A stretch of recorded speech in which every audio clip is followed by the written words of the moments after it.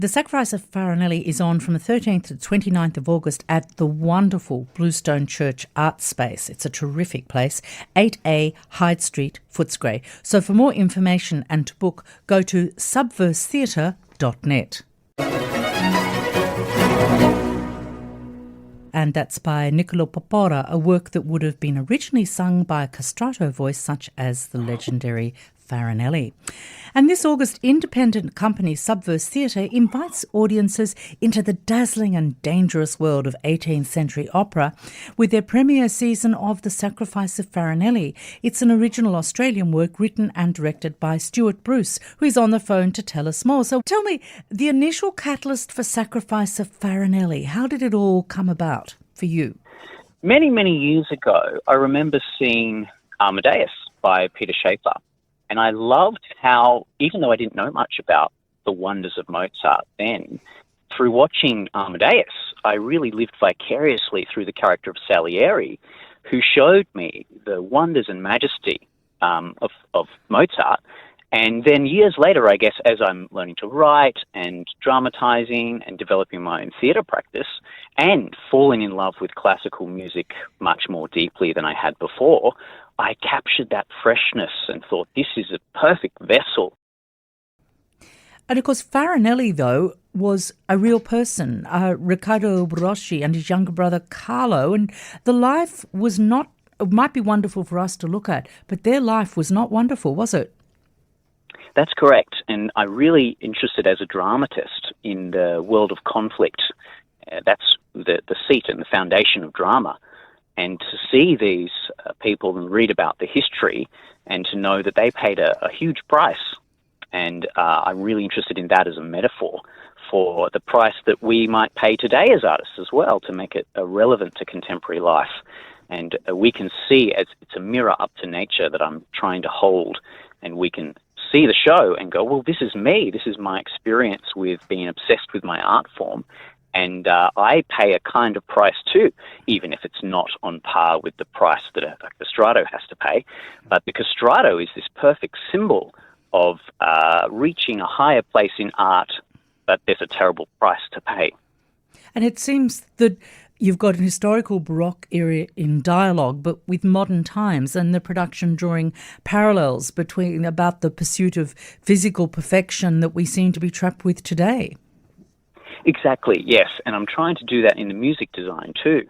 So I'm trying to serve the wonders of the Baroque, which as a student of the classical music and learning about Baroque music and recognizing so much of the foundations of our current popular music have their origins in the Baroque and the development of melodic devices and hooks, and then of course opera really flourishing in the Baroque with all those motifs and ideas right out front, dramatizing, and opera with its incredible elevated tone and the way that they will find a deeper story, and even the histrionic and the gestures and the effects that they built into the theatricalization of music then, which had previously really been more for, in religious circles in terms of the performance.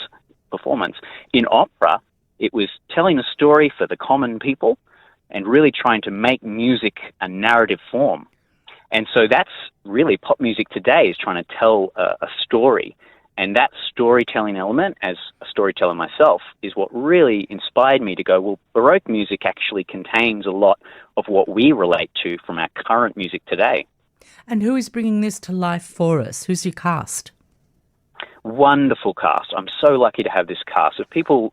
They're actors, but then there's some with great musical theatre experience, which is exactly what I'm looking for, trying to marry a few different styles and formats.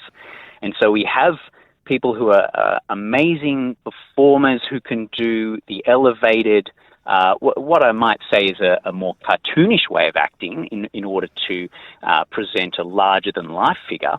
But then I also have very naturalistic actors to provide that juxtaposition and find something really authentic in the connection to human behavior that I'm looking for. So I'm trying to draw this line, a sort of motif between the fantastical, maybe you might say inauthentic manner of putting on an avatar and an elevated identity, with who we really are and the authenticity therein that I think essentially we need to find and marry in terms of my role as an artist in my own personal life, is I can get lost in the dream, so to speak. And then I also need to ground myself and find who I am. And I love that the world of opera and the world of classical music is really the richest, most creative art form, as my singing teacher liked to say.